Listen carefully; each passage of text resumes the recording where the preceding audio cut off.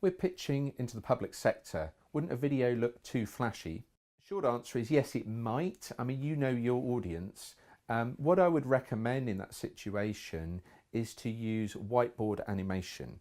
Whiteboard animation looks quite simple, but actually it's not really any cheaper than any other form of animation, but it looks relatively simple. It's very engaging. Often it helps people understand complex concepts very simply, and it puts it in a very simple visual language for them.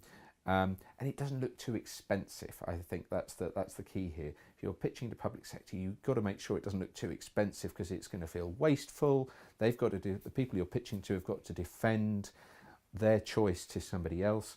And so if it looks too flashy, it looks too whizzy, then it can look too expensive and too flashy. So I would say if you are allowed to use video, definitely use video, but just work with us or whoever you choose to use a method that is appropriate for your audience. That's the one situation I would, again, be careful. So you may have watched some of our other videos, and I'm generally a very big proponent of using video brochures, but these may look too flashy for your audience if they're public sector.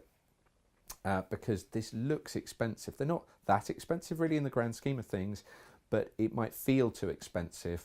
And they also tend to be very, very cautious about receiving gifts, often overly so. I would argue that this is worth zero, because all it does is play your video. Technically, it could be reused. You could reload another video, and if that's a problem, you could just put a tiny blob of super glue in there, and then it really is never going to do anything else.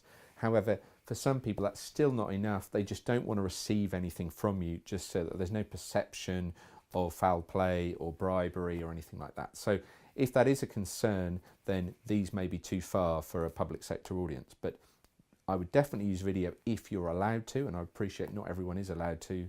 The public sector bids can be very, very tight on the stipulations of what you can and can't do.